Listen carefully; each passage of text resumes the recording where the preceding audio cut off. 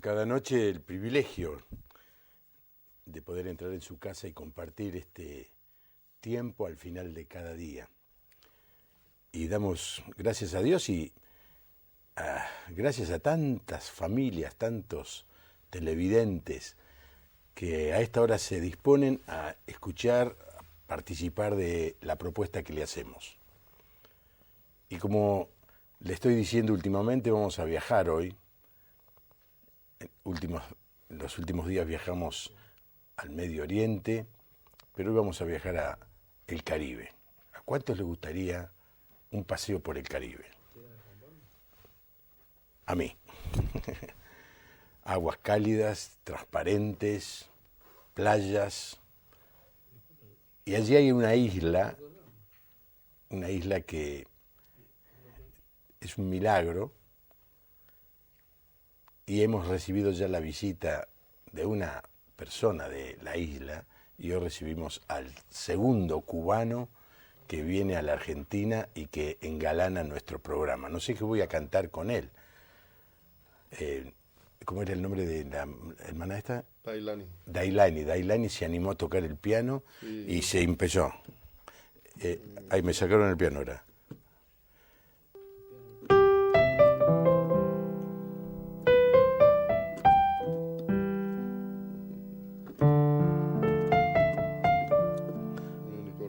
Mi unicornio. Está con nosotros Raimundo Stenós. ¿Qué tal, Raimundo? Bienvenido al programa. Buenas noches. Gracias por invitarme acá a compartir con ustedes.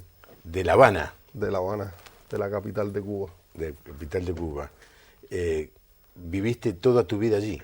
No, mi historia es interesante. A ver, dale. Sí, porque yo soy descendiente de uno de los patriotas de Cuba que ayudó a la independencia de Cuba cuando la colonia española. No me digas. Sí, soy descendiente de Francisco Vicente Aguilera, que en su tiempo era considerado el hombre más pudiente de Cuba y de una manera tremenda entregó todos sus recursos materiales a la causa de la independencia de Cuba. ¿Estamos hablando de qué año? Estamos hablando de a partir de 1868, fue la primera guerra de independencia en Cuba. ¿Contra España? Contra España, fueron dos guerras, la primera empezó en el 68 y a los 10 años terminó, le llamaron la guerra de los 10 años, y terminó con el famoso Pacto de Sanjón, y que fue la solución del general Martínez Campos a tratar de resolver el problema de Cuba. Realmente el ejército estaba bien dividido, como suele suceder en Cuba, muchas cosas, y al final pues esa guerra no tuvo resultados. Y después vino la guerra del 95, que sí fue una guerra que se extendió hasta que los americanos intervienen en Cuba para ponerle fin a la situación que había en Cuba, que era una situación bien difícil. Y fue en el periodo de la Primera Guerra donde que viene siendo el tatarabuelo de mi madre, ¿sí?, que sería mi choño. ¿Tú? Choño. ¿Choño? Sí, es lo que viene después de tatarabuelo. Ah, después de tatarabuelo lo que viene choño. Sí. Ah, mira vos. Bueno. Yo nunca, la primera vez que escucho eso. Y entonces, pues, este señor lo dio todo por la causa de la independencia de Cuba y murió pobre en Nueva York, porque tiene que exiliarse, llegó a ser vicepresidente de la República en Amman, Cuba. Y yo nazco precisamente donde fue la primera asamblea le llaman la Asamblea Constituyente en Cuba, donde se constituyó un partido para defender la independencia de Cuba, que es en Guaymaro, Camagüey. Ajá. Casi es en la frontera con Oriente en Cuba. En esa guerra se hizo famosa una carta a García. ¿Cómo era esto? ¿Te suena? De alguien que fue encomendado a Estados Unidos a llevar una carta al general García y creo que estuvo 2 años viajando hasta que llegó. Es una historia muy interesante, creo que hay una película filmada sobre eso. Ahora vas a ver que algún televidente me va a ayudar, que es, como yo no puedo consultar Google mientras hago el programa, estoy consultando Google buena parte del día, pero ahora no puedo, entonces consulto a los televidentes un mensaje a García, creo que se llama la película, y era de esa época del principio del siglo XX, la guerra. No, ya la guerra se acaba, los americanos intervienen a finales del siglo 19. Sí. Y entre los trámites de salir los americanos y dejar que de Cuba pues se pueda manejar sola, le tomó tiempo hasta el siglo XX. Claro. Sí, creo que es de aquella época. Y te reconocen, bueno, vos no podés andar diciendo por La Habana, soy bisnieto de fulano de tal. Mis apellidos son bien complicados, ¿sabes? En Cuba, en la historia de Cuba. Ajá. Porque tanto mi primero como mi segundo apellido son complicados. Porque mi primero es Estenó. Y mis ascendientes vinieron del País Vasco. Ajá. Y tú sabes que los vascos han tenido sus características. Bien, sí. Bien Nosotros marcadas. tenemos mucho de eso. O la Articorchea, Sí. Goigochea y todos esos. Y en el caso de mi apellido era Remírez de Estenó, que era de un pueblo cerca de Pamplona. Y es decir, mis ascendientes vinieron del puerto de Vizcaya, llegaron a Cuba, y ahí hubo una mezcla con la raza de color. Y hay un señor de color, un mulato de color, que crea una revuelta después de la República, que comienza la República de Cuba después de la independencia. Y este señor tenía apellido Estenó. Ay, ay, ay. Entonces, Tenés una buena y una mala. Sí. Una de cal y una de arena, decimos aquí. ¿quién no tiene algo en el pasado? ¿Y viviste toda tu vida en Cuba? Sí, yo nazco allí y mi familia emigra por una situación determinada que se dio. Mi madre perdió sus tierras y demás y emigramos al centro de Cuba y ahí me crio hasta, es decir, me educo como hasta los 11 años porque empiezo a practicar deporte y llego a ser escogido para la Escuela Nacional de Natación y a los 11 años vengo a vivir a La Habana. Dentro de un régimen de una escuela especial para, bueno, sabes que Cuba ha sido un país que ha desarrollado mucho el tema del deporte. El deporte.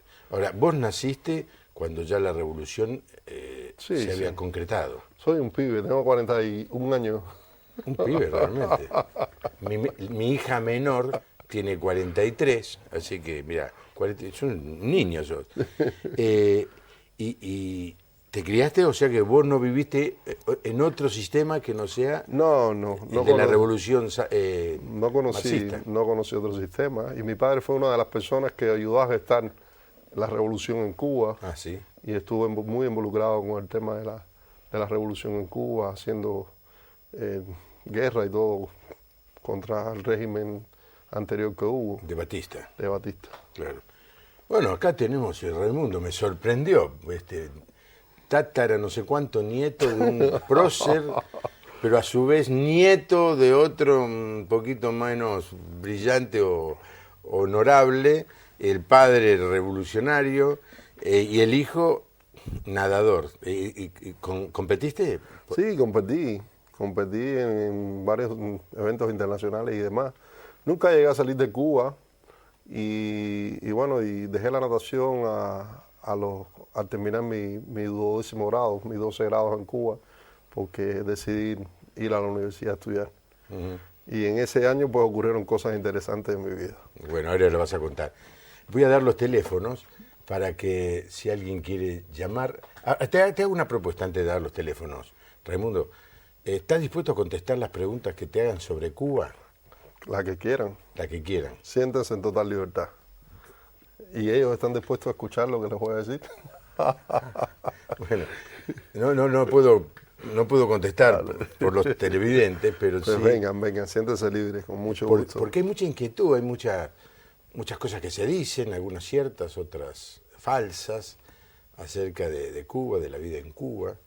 Y quiero decirle a la audiencia que Raimundo es pastor de la Iglesia Bautista en La Habana y está trabajando en su tesis doctoral aquí en Buenos Aires, y esa es la razón por la que está en Buenos Aires. Y después, más adelante del programa, vamos a hablar del tema que le ocupa a él, y que quizás hasta los televidentes pueden ayudarlo. Mira, apenas des el tema, va a haber gente que te va a decir, lea tal libro, busque tal material, entrevístese con tal persona.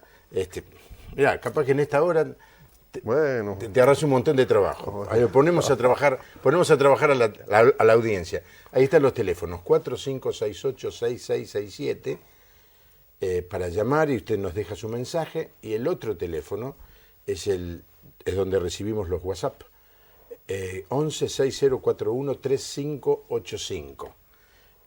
Y le podemos preguntar cualquier cosa, ¿no? Bueno, respetuosamente, ¿no? La primera pregunta que me viene a la mente, pero no se la puedo hacer, no es respetuoso. ¿Cuándo nuestro hermano Fidel, cuándo da las zurras finales? ¿No? Esto es lo que nos preguntan, se pregunta todo el continente, pero no se lo voy a hacer, porque quizá no lo dejen entrar después cuando vuelva a casa. Contanos qué pasó, porque nos insinuaste que a los 12 años pasó algo en tu vida. No, más adelante. Como viste, mi padre tiene que ver mucho con el proceso que se desarrolló en Cuba y mi educación fue totalmente una educación atea. En mi casa nunca se oyó hablar nada del Evangelio, de Jesucristo, y las cuestiones de fe no eran cuestiones bien vistas. Ahora, cuando decís educación atea, Raimundo, ¿no se habla de Dios o se habla en contra de Dios? No se habla de Dios, y cuando se habla de Dios se habla en contra. Ajá. Esa es la educación atea. Sí. Uh-huh. Y como algo del pasado, como algo que está estigmatizado como una serie de cosas que pertenecen a gente que no saben pensar, que no saben razonar, como algo arcaico. Esa fue es decir, con la educación que yo crecí. Uh-huh. ¿Y te la creíste? Claro. Un muchacho que crezca bajo esas condiciones, y cuando oye hablar de Dios o de iglesia, la primera información que tiene es una negativa, terminas creyéndolo, porque no hay nadie más creyente que un niño. Termina creyendo lo que tú le dices, uh-huh, aunque sea algo que no sea correcto. Y eso fue parte de mi formación, y tengo la bendición de pertenecer a una familia grande, porque mi padre y mi madre tuvieron 6 hijos. Uh-huh. Y somos 2. Pues qué bien. Y sabes que es una bendición tener una familia grande. Sí. Nunca te aburres. Sí, definitivamente. Nunca te aburres. Y en mi caso éramos... Perdón, sí, vale. En mi caso éramos 6 hermanos, 5 varones y una hembra nada más. A ver. Falta que la mujer sea la mayor. No. Bueno. En mi caso es la mayor. La mujer me antecede a mí. Ajá. Sí, yo soy el más pequeño. Ajá. Y claro, un muchacho pobre, en un contexto de un barrio pobre, teniendo sus hermanos mayores, siempre quiere hacer lo que sus hermanos hacen. Cosa de que mis hermanos, cuando tenían 18, 19 años, yo tenía 12 años y ya quería hacer lo mismo que mis hermanos hacían. Eso me llevó un poco a saltar la niñez como etapa de la vida, y parte de la adolescencia. A los 15 años, pues, yo estaba viviendo como mis hermanos que tenían 20 y tantos años, porque eran el modelo mío a seguir. Claro. Y eso me llevó a traer muchos problemas en mi familia, justamente también problemas con mis padres, y mi vida se convirtió en un problema, en una preocupante para mis padres. Pero a los 17 años, pues, ocurrió algo interesante. Un vecino con quien nos dedicamos a jugar dinero, íbamos a casa de unas personas a jugar dinero. Jugar por dinero. Acá dinero, decimos así. Jugar por dinero. ¿Algún juego de cartas? Era un juego de lo que fuera.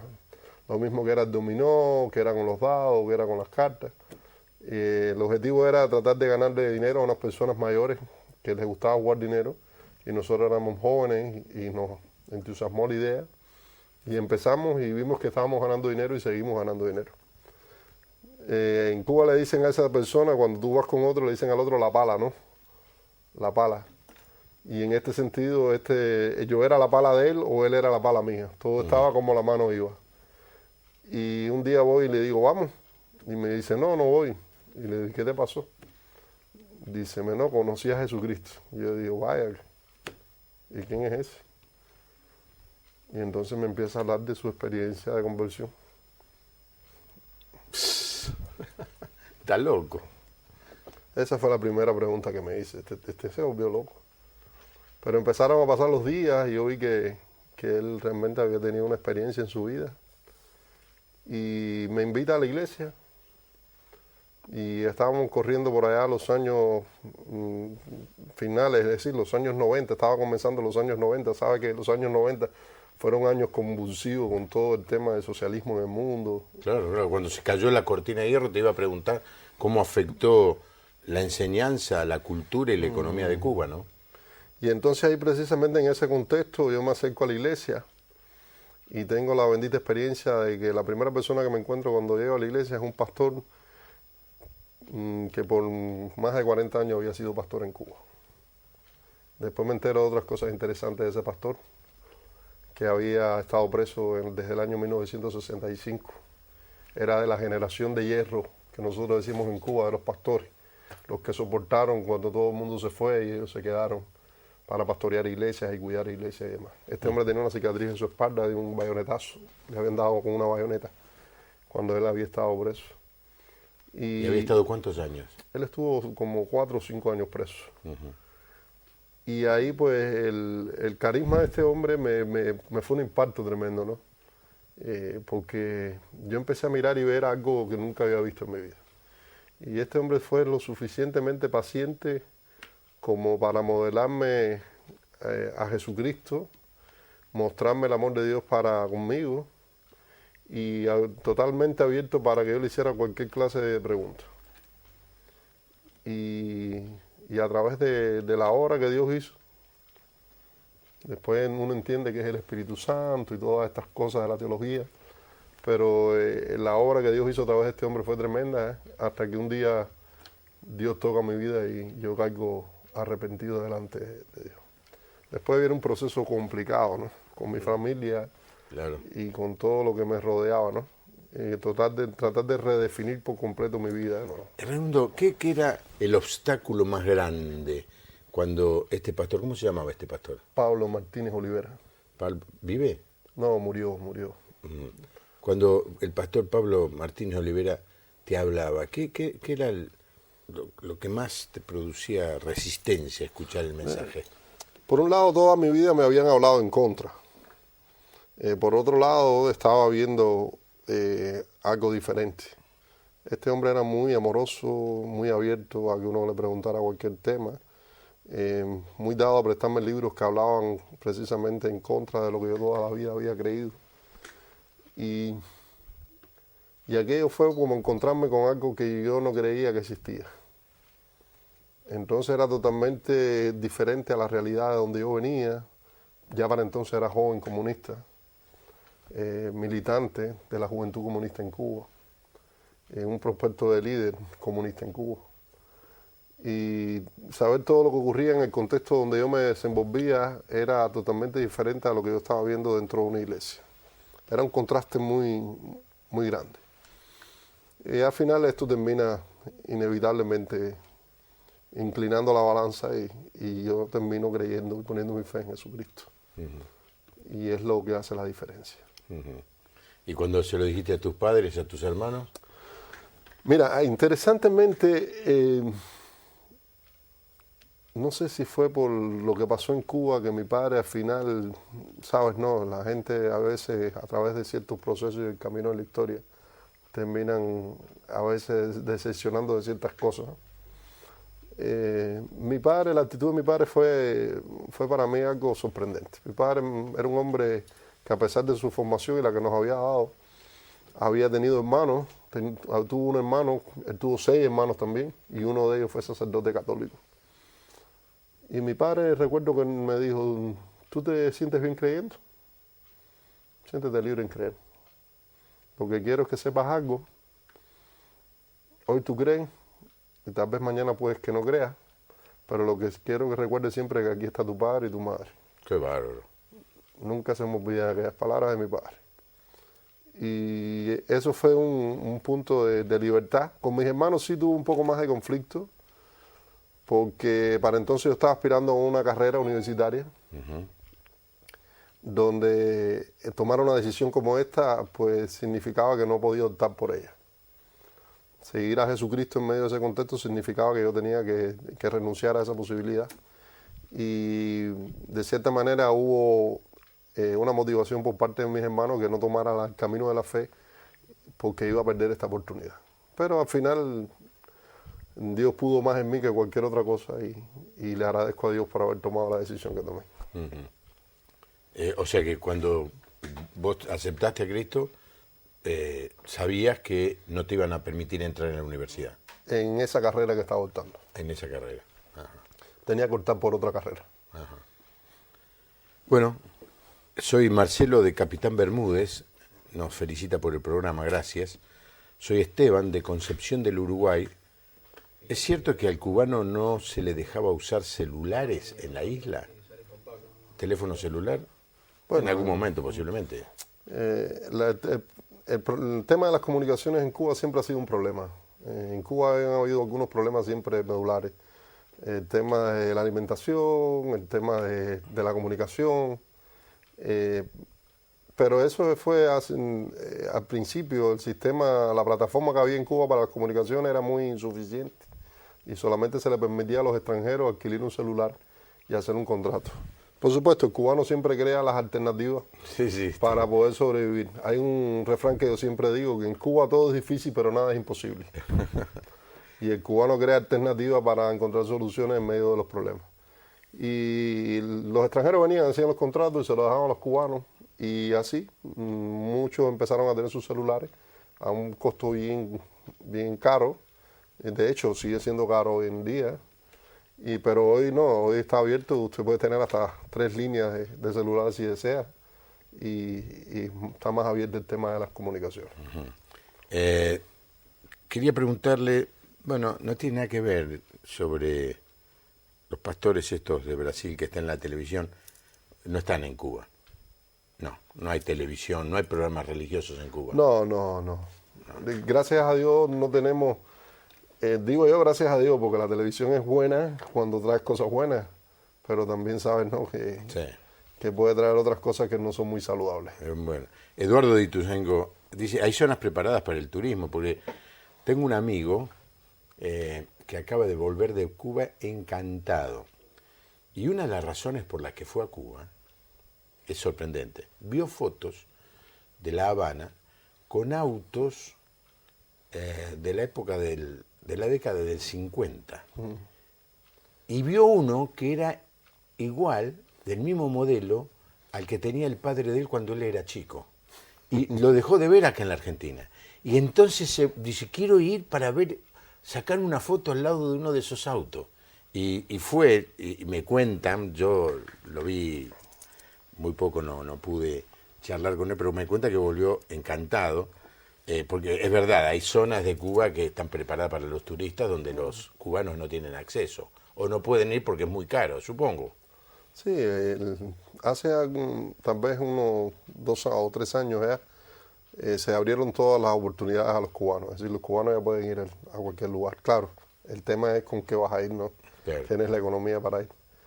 El tema de los autos es interesante porque Cuba era el traspatio de los Estados Unidos. A veces un carro rodaba primero en La Habana que en algunas ciudades de los Estados Unidos. Y muchos de los autos de la década de los 50, finales de la década de los 40 y toda la década de los 50, lo puedes encontrar hoy en La Habana. ¿Cómo funcionan? Eso es interesantísimo.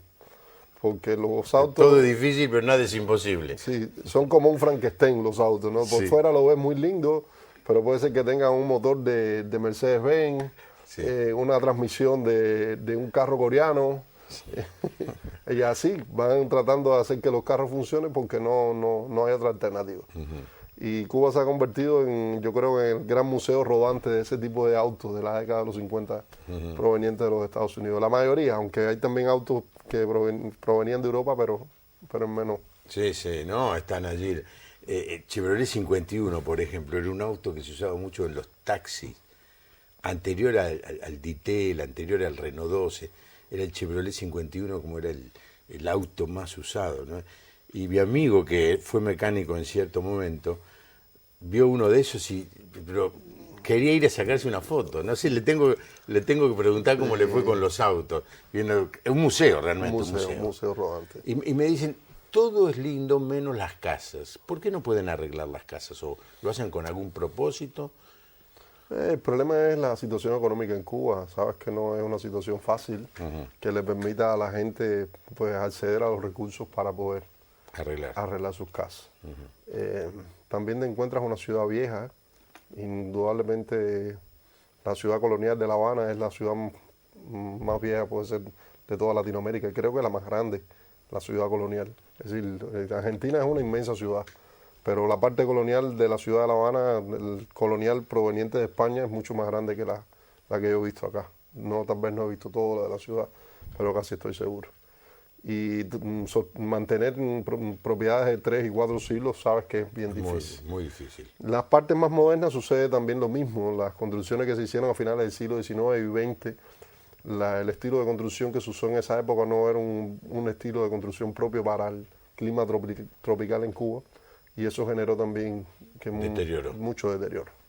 Y en la parte, ya te digo, más difícil es poder pintar esas casas. Yo recuerdo cuando estudiaba en el Seminario Bautista, que es una colina que está sobre La Habana, le decíamos a La Habana la ciudad gris, porque era muy difícil encontrar muchos colores dentro de La Habana. Bueno, ¿tu vida cómo siguió después? Porque me estoy intrigado. Un miembro del Partido Comunista se convierte al cristianismo. ¿Y qué pasó? Bueno, estábamos ahí con el tema de las presiones de mis hermanos, ¿no? Y de mi familia. Ejercieron mucha presión sobre mí. Mi hermana también se suma a la Iglesia Católica en aquella época. Por cuestiones de familia, mi hermana en cierta etapa de nuestras vidas se fue a educarse con nuestra abuela, la madre de nuestro padre, que sí era una profesante católica, y por ahí en cierto modo le viene la fe a mi hermana, ¿no? Y ella se une a la Iglesia Católica y yo me uno a la Iglesia Evangélica, en este caso a la Iglesia Bautista. Y de cierta manera mi padre nos toleraba, y eso nos ayudó a que nuestra familia al final nos termina aceptando que somos creyentes, somos cristianos, y después de ese primer tiempo de mucha tensión, pues ya viene un tiempo un poco más suave, donde ellos nos empiezan a aceptar. Y como cosa linda de la vida, mi padre murió hace unos 12 años y murió siendo un creyente. Mira. Murió siendo un creyente. Y hoy mi madre pues la bautizamos en nuestra iglesia y es parte de nuestra iglesia. Tarea pendiente que tengo con algunos de mis hermanos, porque esa es la parte difícil de los hermanos pequeños. Siempre son los pequeños y los demás pues a veces... ¿Qué va a pasar a ver si es un niño? No me va a enseñar a mí. Claro. Pero confío que Dios tocará su corazón algún día y ellos también vengan a la fe. ¿Y cómo te hiciste pastor?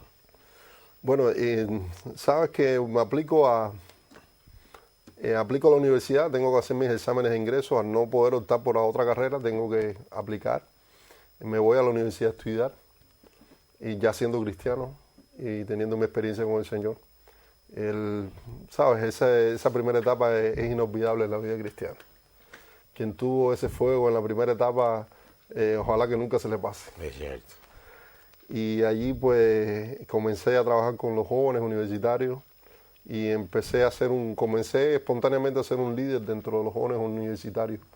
Eso me trajo problemas dentro de la universidad, problemas serios.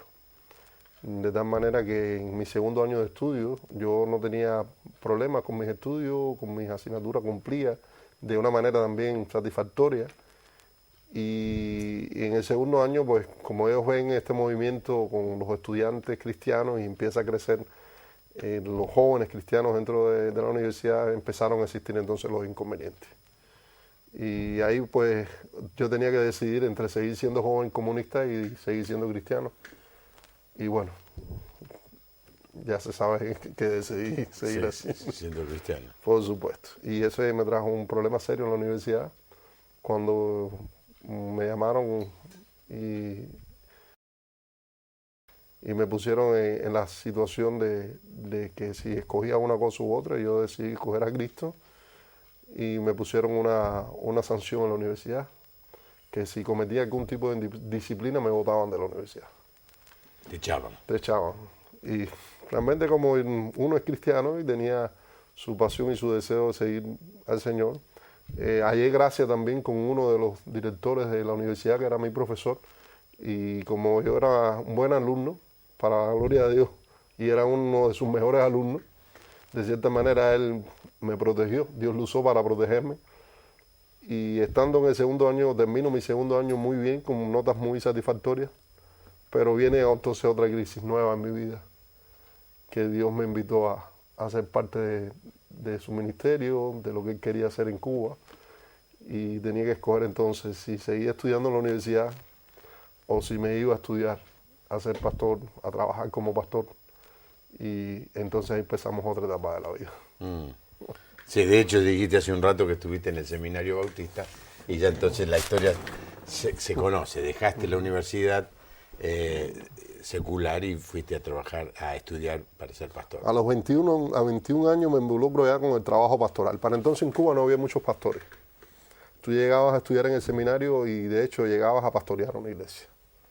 Era un programa de estudio y trabajo, porque no había pastores y los que iban al seminario ya iban a pastorear.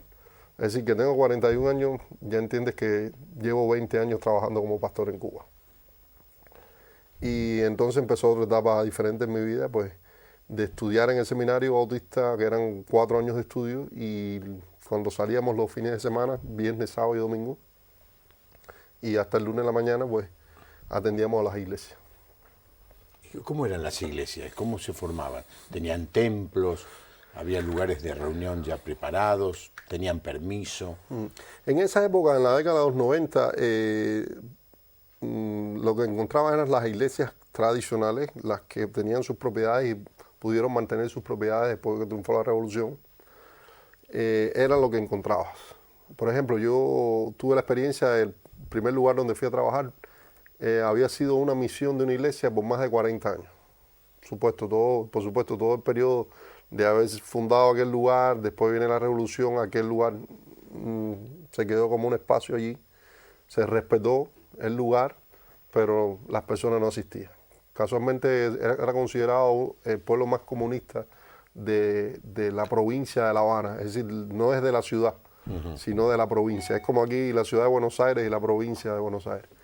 Era el pueblo más comunista y ahí llegamos y había un grupo bien pequeño de hermanos que no pasaban ni los 10 creyentes. Esa fue nuestra primera experiencia en nuestro trabajo pastoral. Y comenzar a predicar el evangelio en aquel lugar y empezar a convertirse en nuevos creyentes. De tal manera que cuando terminamos un año de trabajo en aquel lugar, las condiciones estaban preparadas para que ellos organizaran su iglesia y así sucedió. Ahora, cuando decís predicamos el evangelio, le predicás a gente que fue entrenada, que fue enseñada a rechazar todo lo religioso, a la que se le habló mal de la iglesia. El mensaje, me gustaría saber cuál es el mensaje. ¿Es el mismo? Yo creo que es el mismo en el punto de partida de que nada puede cambiar el hecho de que reconocer nuestra condición de pecador, Sí. reconocer de que Jesucristo murió por nuestros pecados, fue sepultado y resucitó. Ahora, cómo conectar a la gente con ese mensaje es precisamente parte de nuestra propia experiencia.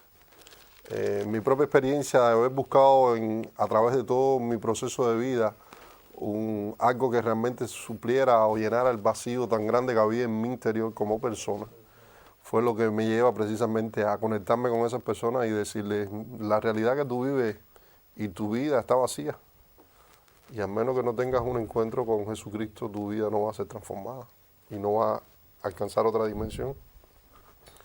Y ahí pues le dábamos testimonio del Evangelio, le compartíamos de nuestras propias experiencias, de nuestras propias vivencias. Y también la gente en ese periodo en Cuba vivía muy cargada por toda la situación económica que era y sigue siendo tan tensa. Y recuerdo siempre ese texto de Mateo 11:28, venir a mí todos los que están trabajados y cargados, que yo os haré descansar. Y era un texto que usábamos en nuestra predicación constantemente para invitar a la gente a que viniera y encontrara descanso en Jesucristo. Y así pues empezamos a predicar a través de relaciones, a través de las personas que nos encontrábamos en las calles, de las que nos conocían, Y así poco a poco el Evangelio fue creciendo en Cuba hasta tomar las dimensiones que ha tomado en estos tiempos. Eh, bueno, la cuestión es que viniste a la Argentina, porque si nos va el tiempo con la historia. Sí, viniste a la Argentina a hacer, ¿qué cosa? ¿Una tesis? Sí, estoy haciendo mi investigación doctoral para responder pastoralmente a una situación que nosotros estamos viviendo en Cuba, que es un acelerado envejecimiento de la población. Cuba hoy cuenta con la mayor tasa de envejecimiento de población en Latinoamérica. No solamente en Latinoamérica, sino que para unos 20 años más Cuba va a convertirse entre los países más envejecidos del mundo. ¿Y cómo la Iglesia va a responder a situaciones como esa? Pues es un interrogante que necesita respuesta.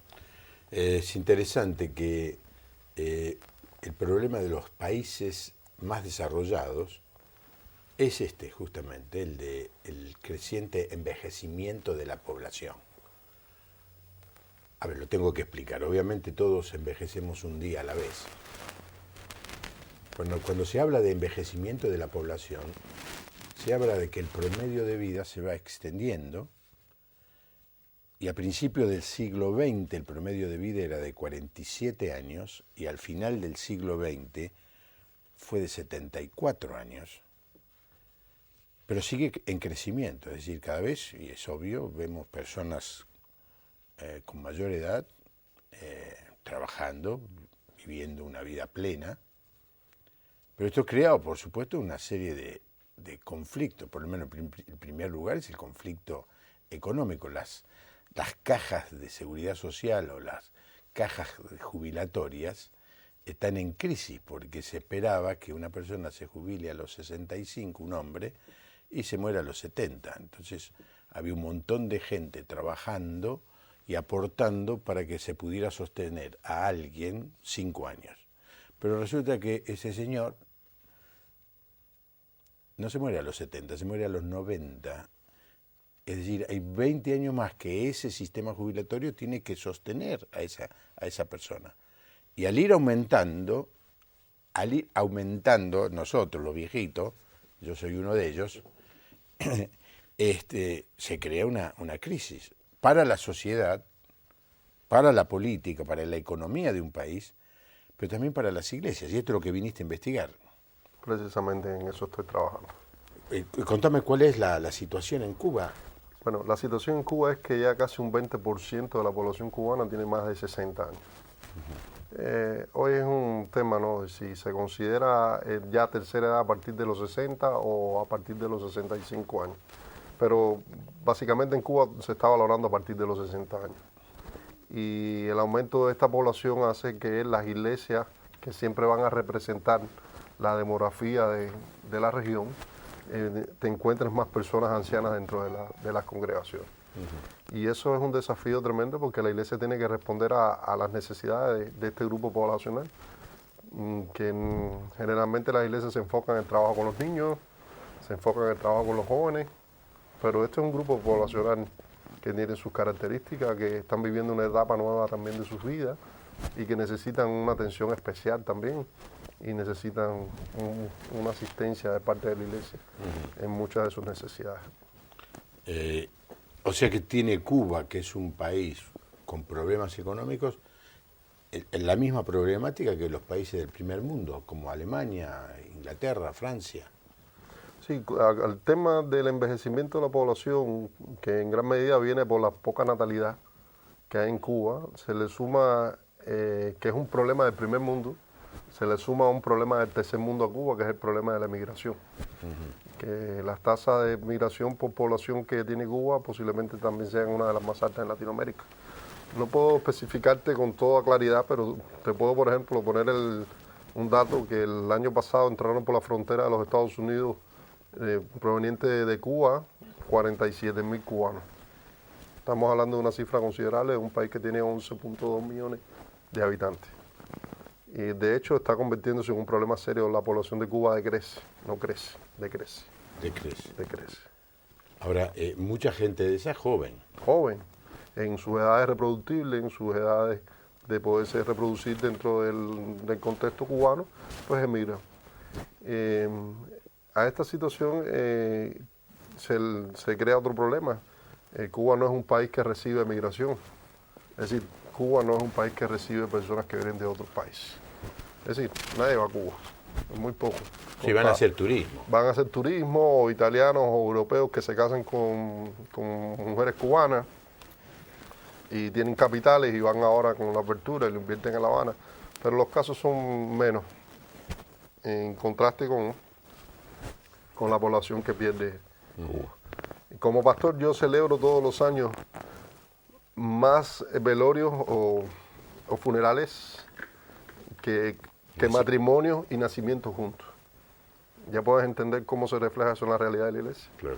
Estamos celebrando aproximadamente entre 15 y 20 funerales todos los años de hermanos de la iglesia, y yo no llego a casar y recibir nuevos bebés, no llego a hacer ceremonia de esas, tal vez llego a 6 cuando más en un año.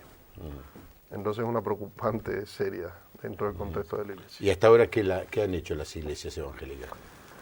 Las iglesias evangélicas en Cuba no suele pasar a veces, tal vez como pueden pasar en otros lugares. Nuestra actitud es una actitud reactiva. Hay un problema y después nos damos cuenta y reaccionamos al problema. Pero en nuestro caso como iglesia hemos tratado de desarrollar un programa especial para este grupo de edad. Dentro de nuestro equipo pastoral, nuestra iglesia es una iglesia que congrega más de 450 personas todos los domingos, y tenemos en nuestro equipo pastoral 2 personas encargadas de ocuparse de atender este grupo de edad con su programa para ellos diferenciado, y también con una ayuda que viene de parte de la iglesia a las necesidades propias de esta edad. Actualmente estamos ayudando a 24 ancianos a proveerle algún tipo de ayuda económica todos los meses, con alimentos y demás, para que ellos puedan sostenerse. Porque, ¿Un jubilado cuánto recibe de promedio? bueno, ese es un tema bien complicado. Un jubilado en Cuba puede recibir aproximadamente entre 10 y 12 dólares. ¿Por día? No, por mes. ¿Por mes? Aquí serían 150 pesos, 200 pesos, aquí. En peso argentino hoy. Y es un desafío. No se puede vivir con eso. La edad de jubilación en Cuba oficialmente es 65, pero cuando uno camina entre las personas ancianas dicen que su edad de jubilación es el cementerio, o cuando ya la salud no le permite. Claro, nadie se vuelve pasivo por decisión, todos siguen trabajando de algo. Tienen que seguir trabajando para encontrar algún ingreso con el que poderse sostener. Algunos tienen hijos que han emigrado afuera, la mayoría tienen hijos que han emigrado afuera, que se preocupan de ellos.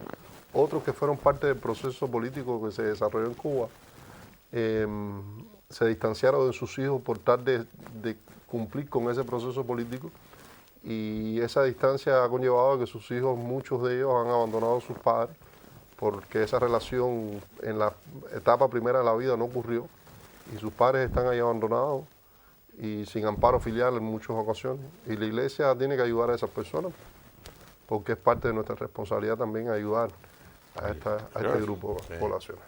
Y muchos de ellos vienen a la iglesia y tienen su experiencia con Jesucristo. Nosotros hemos bautizado a personas de más de 90 años, más de 80 años, y se han convertido a los 80 y tantos años. Es decir, que la conversión a esta etapa de la vida es posible también. Claro. Y es bonito ver cómo estas personas tienen esperanza, encuentran solución a muchos de sus problemas espirituales, y también la iglesia, si puede ayudar, con mucho gusto ayudamos y acompañamos a estas personas en una etapa final de sus vidas. Elba de Rosario pregunta si tienen libertad en las iglesias. Hay bastante libertad para hacer los cultos.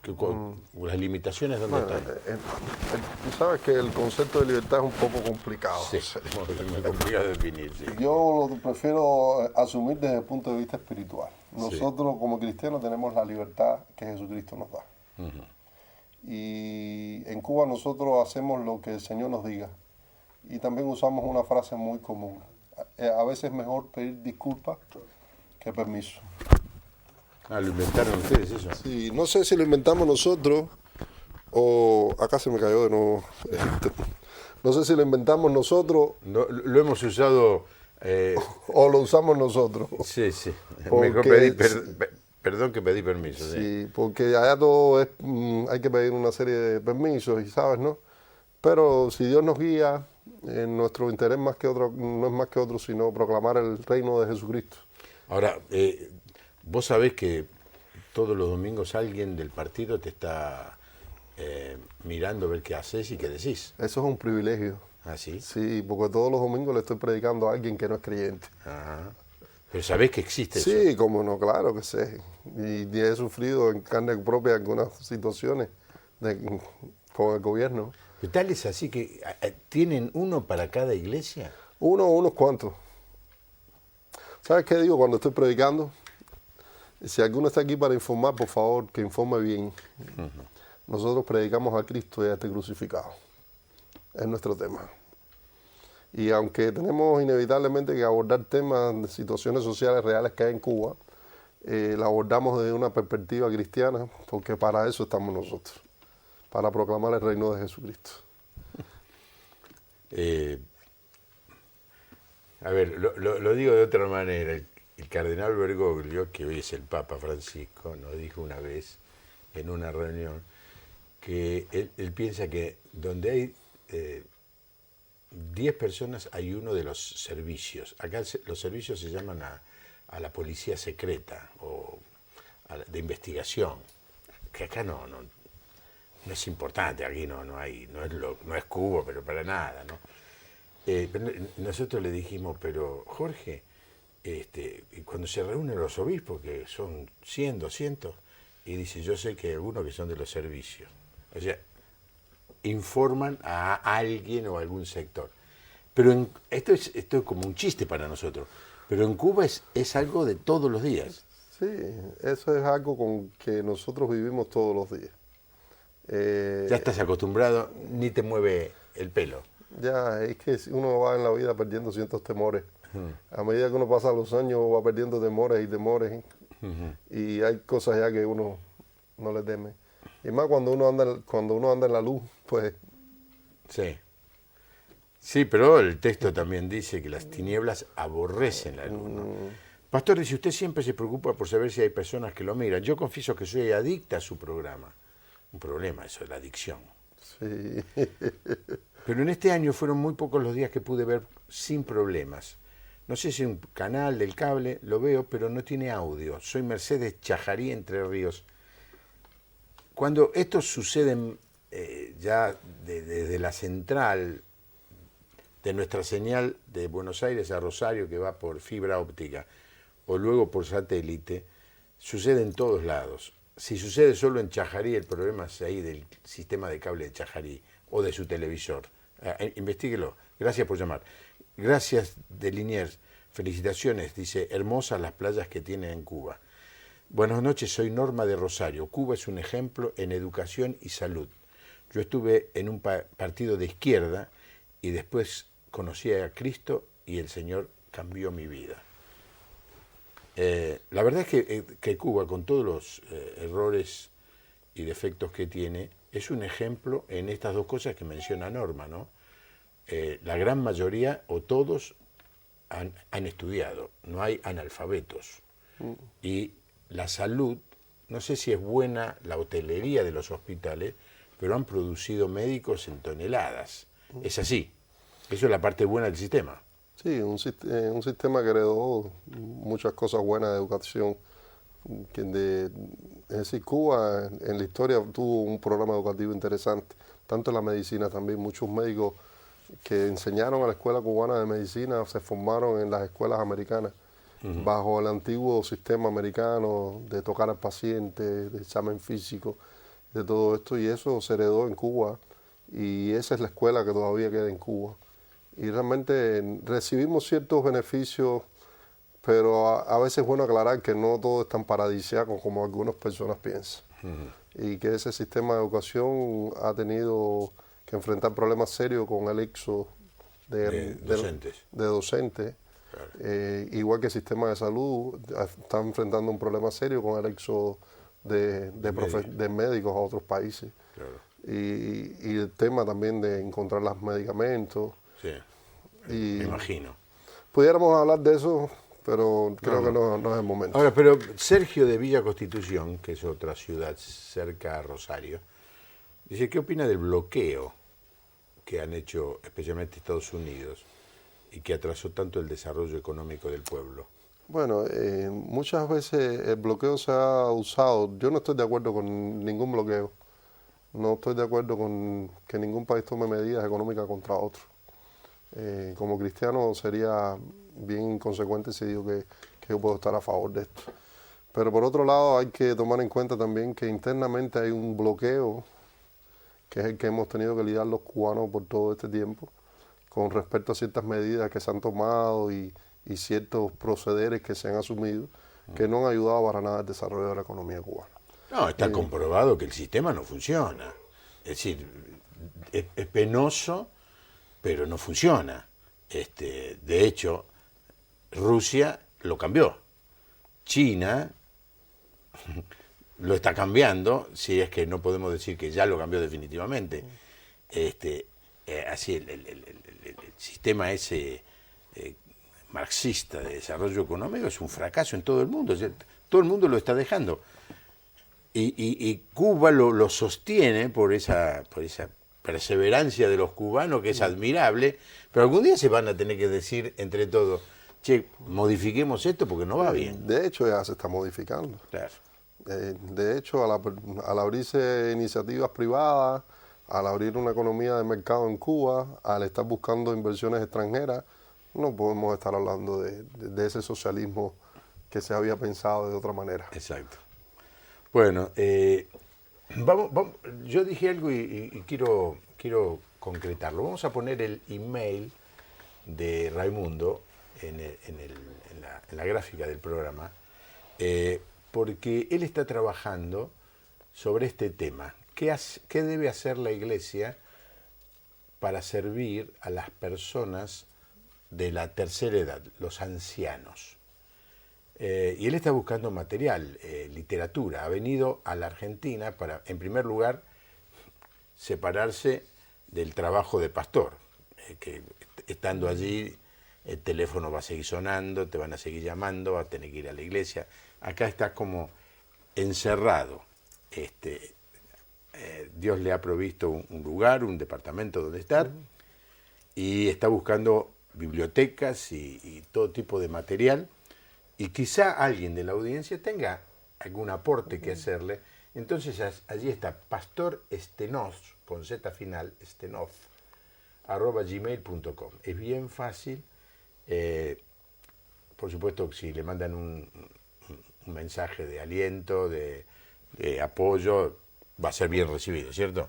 Pero esto ponemos el email, más que todo para aquellos que tengan algún material o estén avanzados en este tema, que los hay, ya sea de material cristiano o material secular, todo va a venir bien para el trabajo final de tu doctorado. ¿Y qué podría hacer la Iglesia Argentina por la Iglesia de Cuba? Bueno, yo creo que orar sería un buen comienzo. Orar, no pensando en esa Cuba de playas lindas o esa Cuba utópica para los que tienen una opinión política que concuerda con la realidad cubana, sino orar por que Cuba realmente pueda, como país, salir adelante, que la iglesia como iglesia pueda responder a los retos que tiene en el contexto cubano. Orar antes que todo, y sería un buen espacio. Segundo, apoyarnos, y de cierta manera quiero expresarte mis gratitudes, porque tú eres parte de que nosotros estemos acá. Y también los hermanos de FIE, Alberto Zaraco, Alberto Roldán, David, todos los hermanos que han apoyado, y otros hermanos como que están ahí también trabajando para que nosotros estemos acá. Agradecerles esa oportunidad. Y a los que nos reciben en las bibliotecas acá, también agradecerles por soportarnos a nosotros los cubanos. No, es un privilegio, es un privilegio. Bueno, nos deja un gran desafío Raimundo, y es orar. Muchas veces los llamados que recibimos en el programa son pedidos de oración. Y hay programas en Canal Luz que hacen esto de recibir pedidos de oración para orar. No es el caso de nuestro programa, por eso ni siquiera me pasan los pedidos de oración, porque no es lo que hacemos en este programa. En este programa es un programa de opinión, de diálogo, en donde recibimos mensajes de preguntas, apoyos, discrepancias a lo que estamos diciendo. Pero quiero decirle esto. Hay un texto en el libro de Job muy interesante. Job era un hombre que sufrió muchísimo. Le hace a Dios preguntas muy fuertes. Porque perdió todo, en un día perdió todo. Perdió su familia, sus hijos. Perdió gran parte de sus riquezas. Perdió su salud. Estaba en una situación desesperante. Entonces se pasó haciendo lo que hacemos generalmente los seres humanos cuando nos viene algo mal. Nos quejamos, nos enojamos con Dios y le hacemos preguntas difíciles. Pero finalmente Job recibe una respuesta de Dios. Está en los últimos capítulos. No la respuesta que él esperaba. Así que Job dice, bueno, de oídas te había oído, mas ahora mis ojos te ven. Ya en el final de todo el proceso. Pero hay un texto que yo quiero dejarle a la audiencia. Dice que cuando Job oró por sus amigos, Dios contestó la necesidad que tenía Job. Así que el gran recurso que tenemos es, en vez de pedir que oren por mí, yo empiezo a orar por aquellos que necesitan una oración, por los hermanos de Cuba, por los hermanos y las iglesias de Medio Oriente, por todos los que están sufriendo. Voy a orar por ellos. ¿Y sabe cuál es la promesa? Si yo me preocupo de mis hermanos, Dios se preocupa de mí. Y llega un momento en que usted, en vez de llamar para pedir oración, va a llamar para decir, me comprometo a orar por la iglesia de Cuba y por mi hermano Raimundo para que haga un buen trabajo y los profesores se lo aprueben. Gracias, Raimundo. Gracias, Juan Pablo. Un privilegio tenerte. Aquí estamos desde Buenos Aires, la puerta abierta para Canal Luz. Hasta mañana.